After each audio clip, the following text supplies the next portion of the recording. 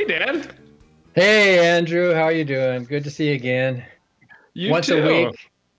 So, all you viewers, welcome to FFRF's Ask an Atheist on Facebook Live. We're usually on every Wednesday at noon Central. Now, I think we take off once in a while, but this is a chance for you to pay attention to some of the issues and to ask us questions. We have an exciting show today. First, we're going to talk about Ron Reagan, and then we're going to talk about Elle The Humanist. I'm co-president of the Freedom from Religion Foundation, and Andrew. I am Andrew Seidel, the Director of Strategic Response here at FFRF and one of the attorneys. And if people do have questions for us, you can ask them right here in the comments on Facebook, or you can send an email to askanatheist@ffrf.org. So just throw your question right there up on the Facebook page or email us askanatheist@ffrf.org. And remember, it doesn't have to be related to what we happen to be discussing today. You can ask us any question. What's your favorite food? What's your favorite drink? The sky's the limit right now. We're in our Or do homes you today. like dogs or do you like cats? I mean, we should take a vote on that one, right? I Or think do you I like know which both? way this. I think I know which way the secular community would go on that one, and I'd be against the grain, I believe. So, most of you viewers know that Andrew Seidel is the author of that book that we saw promoted before the show started, The Founding Myth, Why Christian Nationalism is Un-American. Did I get that subtitle right? You did. Okay. And so you It's might want to ask not controversial at all. you, you might want to ask some questions about Christian nationalism and that. But before we bring Elle, the humanist, on from Salt Lake City, she's patiently waiting there. We want to talk about an interesting development in our TV show.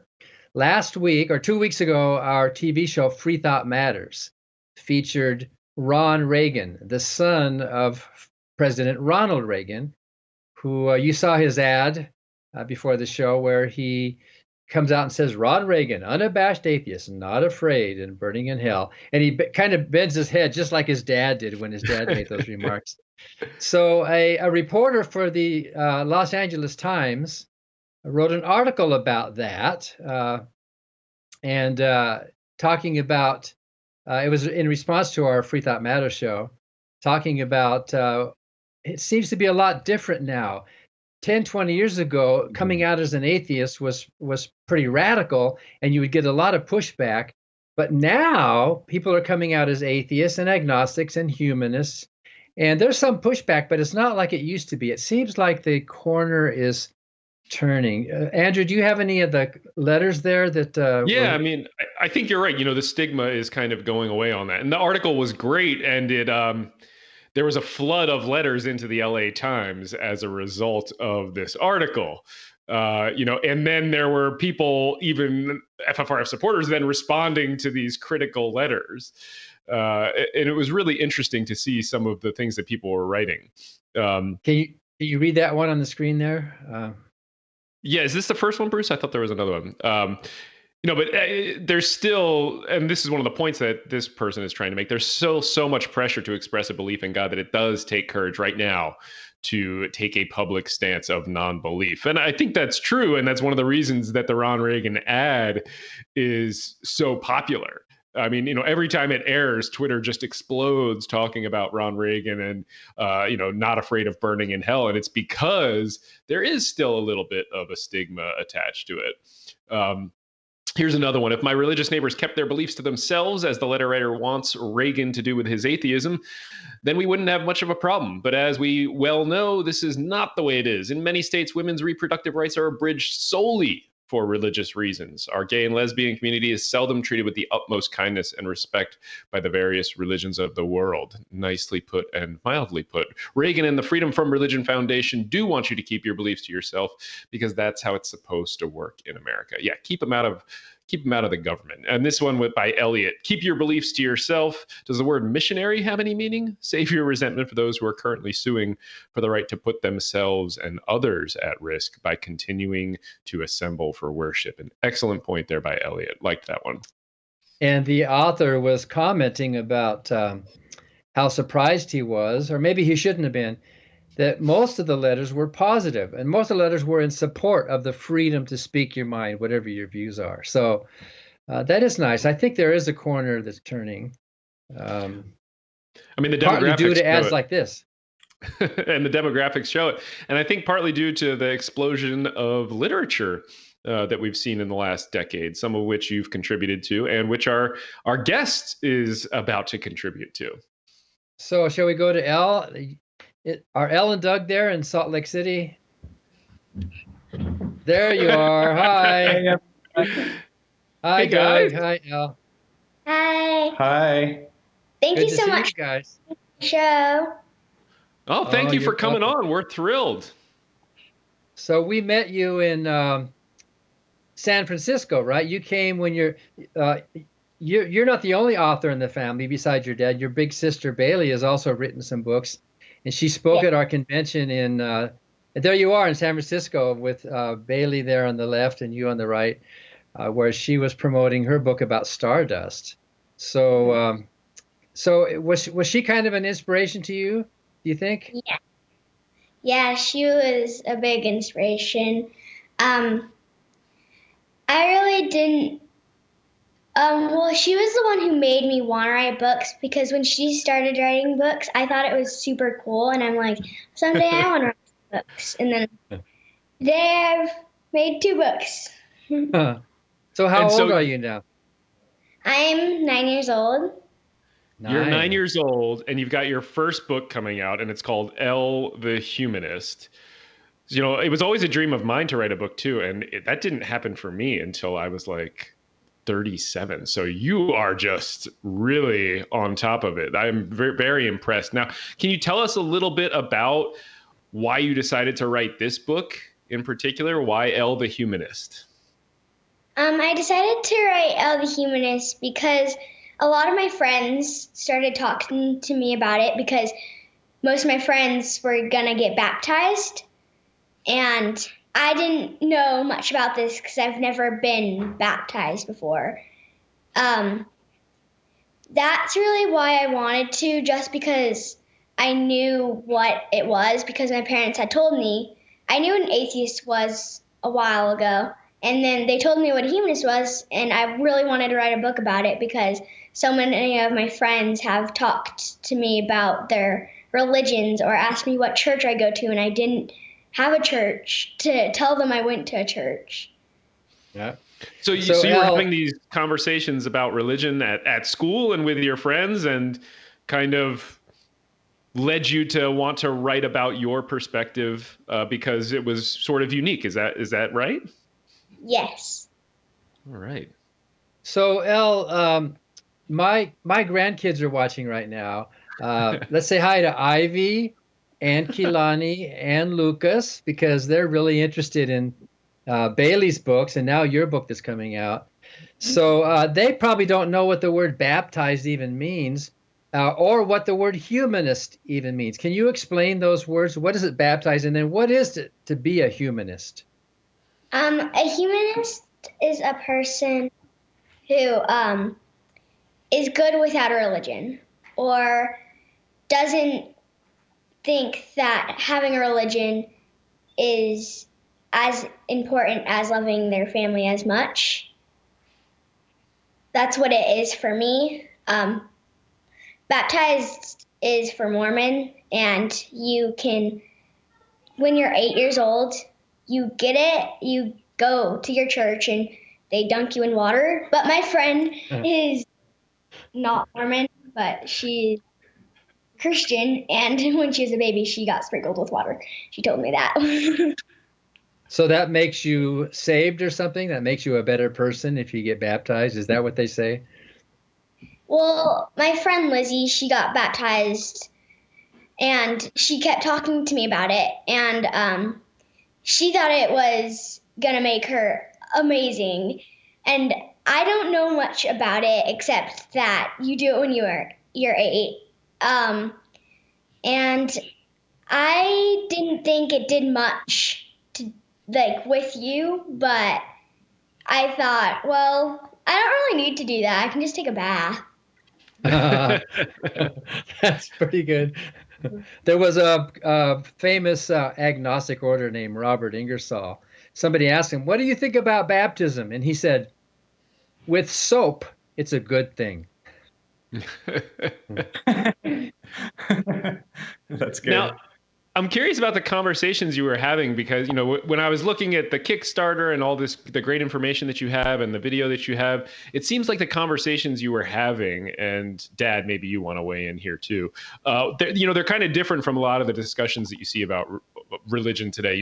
There's sort of these vitriolic debates. That seems to be what happens online. But I really got the sense that the discussions you were having were, they were based on curiosity and honesty, the way kids really are. And I thought that was a really interesting difference, if you wanted to talk about that at all. And that seems to be sort of the viewpoint that you wrote the book from. Yeah, it came from my friend Penny. We were walking around our field during recess, and she asked me, "What church do you go to?" And I'm like, "I don't go to a church." And then I asked her, "What's your religion?" She said, "Mormon." And then I'm like, "I'm an atheist." And she's like, "What?" She didn't know what any other religion was. She thought Mormon was the only thing you could be. Wow. And then I talked to her about what atheist was, and she was surprised. So did you come home and ask your parents for help with some of that? Yes. When I got home, I asked them that day asked them about other religions because I did not know much about it because I've been growing up as skeptic and humanist or atheist, whatever I want to call myself. My parents told me that I could call myself anything I wanted to. They didn't get to choose for me. I got to choose what I wanted to be. I like that. So your dad's pretty smart, huh? Well, and I think, Andrew, your question, you've both heard our other daughter Bailey's story, and it's a pretty dark story, and I think her Stardust books really helped her get through a hard time where she didn't even know if she wanted to be alive anymore. Some of those conversations with the children in her class, about the same age as Elle, were much more controversial, and telling her that she's going to go to hell, and we ended up having to take her to counseling for this, and fortunately she came out in a very positive manner from that. But it's been quite different from Elle, and you'll feel that from her book. It's a very, very positive experience. Some of that might be that we've moved up to an area in Salt Lake City that's a little more diverse, where we were living. When Bailey was Elle's age was about, I think it was 98% Mormon children at the school, and we're about 60-40 here. So there's a little more diversity. The children are around more diversity. We're between two universities, so the parents are a little bit more educated, which has really, really been helpful. But you'll tell in Elle's book, the feeling is very, very happy, and the conversations that she was having, she loved them. She would come home and share them with us, and it wasn't, "Oh, man, this is so horrible. They're telling me I'm going to hell." She never had that conversation with us. It was much more curiosity. And as she mentioned, some of these children didn't know that you could be part of other religions because most of the children are Mormon here. But very, very positive conversations, and it was pretty a fun experience to go through this with Elle. So you asked me if I would write a blurb for the book, and you've got some good endorsements. You have a foreword by Daniel Dennett, of all people. Very, very impressive. Yeah, probably the most famous, well-known philosopher in the world right now is writing a blurb for a 9-year-old book. I mean, that's pretty neat, and it's a good book. So do you want to hear my blurb? We would love it. Okay, it's a 9-word blurb. L is for lovely. This is a lovely book. Spelled E-L-L-E. L is for lovely. Oh, that's awesome. So by the way, you probably don't know this, but you talk about ethics in the book, how to be good. The word ethical, and you can use this or not, this is worthless, really. The seven letters of the word ethical could stand for Elle the Humanist is charming and lovely. ETHICAL. There you go. Hey, who's that? I love Who's it. there? I love it. That is Dan. Thank you so much. That your words. We'll have that on the back of the book. That will be awesome. Who's that in the background there? Hello. Hello. Oh, there's Bailey. Hi, Bailey. How are you So guys? Come on up here. Great. You're not out on some worldwide speaking tour promoting your books? Just helping Elle right now. Yep.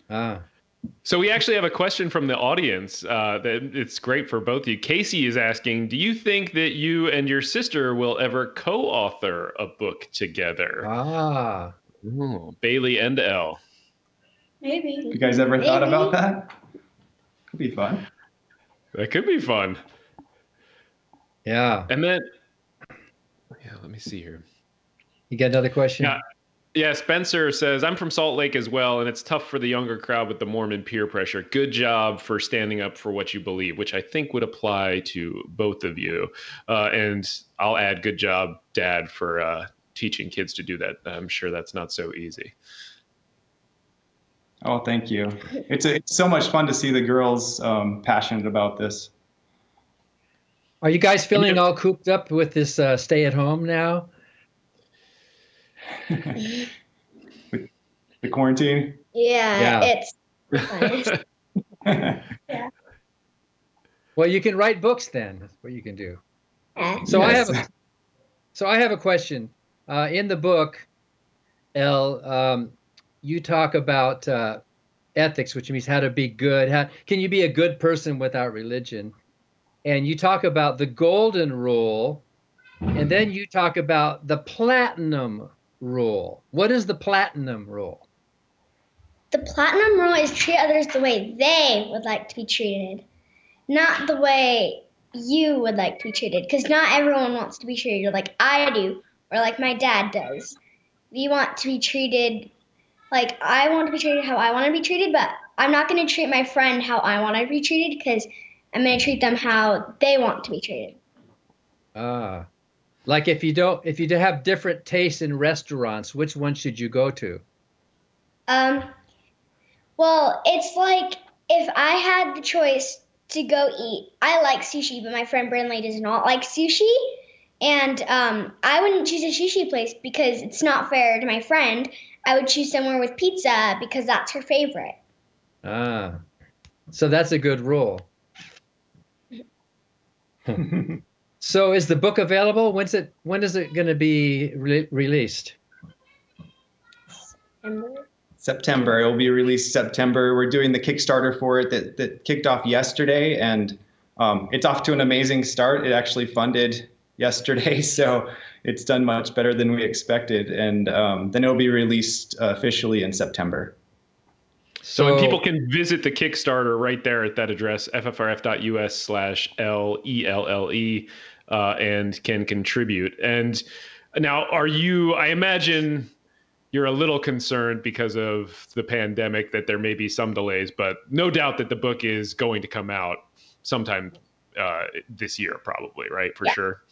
Yeah. The ebook will for sure be able to come out September. And we spoke with the printer last week, and they don't have any delays. We print them here in the United States. And so at this point, we don't expect a delay, but there definitely could be. But to a 9-year-old, that's a long wait, isn't it? 5 or 6 months. Yes. Well, and where can people buy the book? Do they have to contribute to the Kickstarter to get a copy, or will it be available on website for sale everywhere? What can they do if they want a copy? I have a website. Can you tell it to us? Yeah, go for it. ElleTheHumanist.com? Yes. Yeah. Okay. ELLE. ELLEThehumanist.com. I think we have a few minutes here. Elle, could you read a few pages from the book for us, do you think? Yeah, the book isn't very long, so I can read the whole book. Oh, really? Okay. Okay. Hello, my name is Elle. It's nice to meet you. I'm a humanist. A humanist is a person who tries to be good because they want to make the world a better place for everyone. Have you heard of a humanist? Most of my friends at school haven't, so they ask me questions to understand. Most of the time, these questions start when my friends ask me, what church do I go to? I tell them that I don't go to any church. There are many humanist groups that give us a chance to be a part of a community. The same way a religious church is a community, some humanists choose to be a part of these organized groups. My family's community comes with our friends and family, school, and the local soccer club that we love. Some of my friends ask me how I know what is right and wrong if I don't go to church and study books from the churches like the Bible or Quran. My family doesn't read church books together, but we do love to read about science, nature, and history. As we learn how to think about being good people, and my parents taught me a simple rule to help me understand what is right and wrong. It is called the Platinum Rule. The rule is simple. Treat others the way they would like to be treated. Rules like this have been taught for thousands of years. You can see on this fun chart how our Platinum Rule is very much like other golden rules. The humanist version of this Platinum Rule is fun and easy. Here's how I use it. Would my friend like me to steal her toys? No, so I don't steal her toys. Would my friend like me to lie to them? No, so I don't lie to them. I can also do nice things with the Platinum Rule. Here's how this works. Would my friend like me to share my treats with her? Yes, so I share my treats with her. Would my mom like me to clean up my room and help with the dishes after dinner? Yes, so I clean up my room and eat it and help with the dishes after dinner. I have to remember that some people don't want to be treated like I want to be treated because that we are all different. There is a way This is why the Platinum Rule teaches us to treat other people the way they would like to be treated, not the way that we would like to be treated. Here's how it works. I love to be tickled on my feet, but my brother Bryson doesn't like to be tickled on his feet. So I don't tickle Bryson on his feet, but I love when my mom tickles my feet. My friend Burnley doesn't like sushi like I do. So when I have a choice of where to go out to eat, I don't pick sushi restaurants. I try to pick restaurants with pizza because that's Burnley's favorite. Some of my friends ask me questions like, how do you know if you're good enough to get to heaven after you die? I don't know anything about this, but I know that being a good person and helping others makes the people around us happier. And that is what makes us feel happy. It doesn't matter if you're Chinese, Pakistani, Nigerian, Mexican, or if you're even from the United States like me, or if you believe in Krishna, Poseidon, Jesus, Muhammad, or if you don't believe in any gods or prophets like me. We are all trying our best to be happy as we live on this wonderful earth. And being a good person and loving others makes us all happier than anything else. Bravo. Yay. That's wonderful.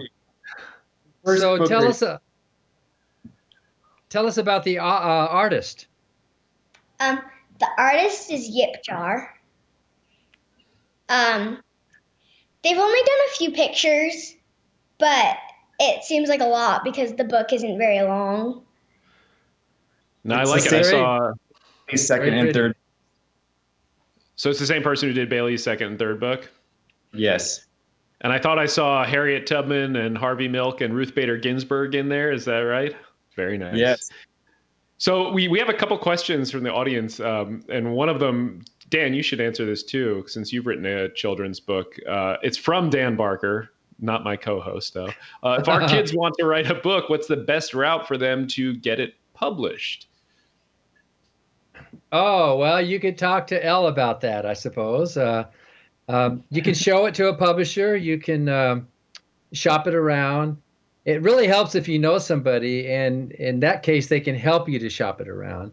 That means to show it to different publishers. If you want to be a published author, you should look for publishers whose catalog is fitting what you're writing. Or you can go the self-published route, what Bailey and Elle are doing with Kickstarter, and see if you can have it done yourself. So there's a lot of ways to do that. Sometimes you might start with just an online version to see if there's a lot of support. And then if there's thousands of people who like it online, you can take that fact to the publisher and say, look, there's a lot of interest in my book. So that could help as well. So I want to ask you, Elle and Doug, if I and Andrew buy copies of the book for our kids and grandkids, would you autograph it for them? Yes, I would. So you could say to Ivy and to Kilani and to Lucas. Mm-hmm. Oh, great. So we'll do that. So any questions more, Andrew? I have one more question for Elle, but... No more questions for Elle. We have a couple other ones. I don't know if you guys want to hang out for those or not. Well, let me just ask Elle, Okay. at the end of the day, what do you hope readers, children and their parents, what do you hope they're going to actually learn from your book? I hope that parents learn that their kids can talk about, like, how to talk about their religion or atheists or humanists to their friends, because it's important to talk about your religion. And for kids, they know how to talk to other kids about it. Well, very good. Well, we wish you the best. So if you guys want to stay on, if you want to stay on for a while, or if you can, we're going to answer some other questions from viewers. Who knows what they are? I know what they are. Okay. So we have one from Kristen Galewood, which says, what do you say to people who say that if you believe what Jesus says, then you have to accept the supernatural elements about him? She mentions that she has heard the same argument for Buddhism. I guess meaning if what Jesus said was true, then you have to believe that he was also the Son of God because he said that. I think that might be the question. What do you think there, Dan? Well, it's like asking if you agree with something that a fictional character in a book says, does that mean, well, that person actually exists? Authors can write things and put the words into the mouths of other people. And they can even say, by the way, my character that I invented is supernatural. Well, of course, you don't have to buy the whole thing. You can just take what you can. And of course, most Christians don't agree with everything Jesus said. Jesus said you should hate your family, for example. And that's not a very kind or very humanist thing. I think most Christians love their families and don't hate their families. But Jesus did say a few good things. It would be surprising if he didn't. Love your neighbor as yourself is not a bad teaching. And of course, the golden rule that Elle talked about, to do unto others, that's not a... Well, but Jesus talked about the golden rule, which was to, do as to others as you would have them do unto you. She's talking about it the other way around with the platinum She's rule, improving on Jesus' word. Yeah, because platinum is more precious than gold, I suppose. So that's true with I understand. That's true with the Delta medallion, isn't it? You have gold. Gold and then platinum and then diamond. Oh, we should find a diamond roll someday. So we have another question. This is via email. It says, I have a friend whom I respect who's watching the show today, and I'd like for you to speak about the inaccurate reputation you have, I presume you being FFRF. So the inaccurate reputation FFRF has for being anti-theist, and differentiate between that and the actual separation of state and church stance that we hold. You want to take that one too, Dan? Well, yeah. So it's true and false. We have two purposes at the Freedom from Religion Foundation. The first purpose is to keep government and religion separate. And there are a lot of religious people who agree with that. In fact, I think on paper, most Christians in America agree that religion and government should be separate. And we are often joined in those efforts by Catholics and Protestants and Unitarians and Jews and Wiccans and others who support that purpose. But our second purpose is to educate the public about the views of non-theists. So under that purpose, we often do criticize religion, not just Christianity. Some of our members call themselves atheists, some call themselves agnostics, some deists, some humanists. We don't care what our members call themselves. One of our sayings is that it doesn't matter what we call ourselves, we all disbelieve in the same God. So some FFRF members are going to be more live and let live and gentle. Others, on the other hand, might be a little more hard-hitting and anti-theistic. And you know what I mean? We're not telling our members how you must approach it. So yes, there are some atheists and agnostics and humanists who are anti-theistic, and perhaps for very good reason, because theism is dangerous. To be anti is not necessarily negative. You can be in an antidote, for example, is not a negative thing; it's a positive thing. So you can be the word independence. The word independence is a negative word. It means not dependent, but it's a double negative, which means it's positive. So many of us atheists and agnostics feel that criticism of religion and even anti-theism is a positive thing for the world. I think that was well said. So our final question of the day comes from Jessica, who said, I want to have a national lobbying day for secularists. Do you have any suggestions? So I can take this one, Dan. Yes, there is a national lobbying day for secularists already. The Secular Coalition for America, which FFRF is a member organization of, already hosts this day. I would also really recommend that if you want to get more involved in lobbying the government and creating change, that you sign up for FFRF's action alerts. That's pretty easy. You can text the word FFRF, the initials, letters, FFRF to 52886, and you'll be signed up for our action alerts. Also, if you check our action alerts on our website, for instance, this week, we are encouraging all of our members to sign up for the virtual town hall meetings that all members of Congress are holding right now, and recommending and scripting some questions for you to ask of those members. It's a really great way to get involved. So I would highly recommend signing up for those two things. It's really worth your time and attention. And then know that we already do have National Lobbying Day. And I should say, you don't have to go to DC to lobby. Sometimes the most effective lobbying is done at your member of Congress's local offices. And if you are willing to be an out atheist, secularist, defend the separation of state and church, and go in and be public about that at a member of Congress's office, that can be really, really powerful. Don't we have an FAQ or something about how people can contact or how they can lobby on our webpage? Well, I mean, I think the thing that people would want to do would be to sign up for the action alerts. That's the best. That's the best way to do it. Because then it's not just sort of generic. Here's how you could do it. This is the issue that's happening right now. Because it tends to be you want to take advantage of moments in time. One thing that FFRF is pushing for right now is universal vote by mail, because we view that as a secular issue, and we have an action alert that just went out about that too. We do have one more final question, actually, Dan. It's the big one. It's the really big one that you posed at the beginning. Are you ready? Debbie Bro asks, cats or dogs? So, well, Annie Laurie and I are definitely cat people. She has had some cat allergies in the past, mild. So we haven't had a cat in the house. We'd love to.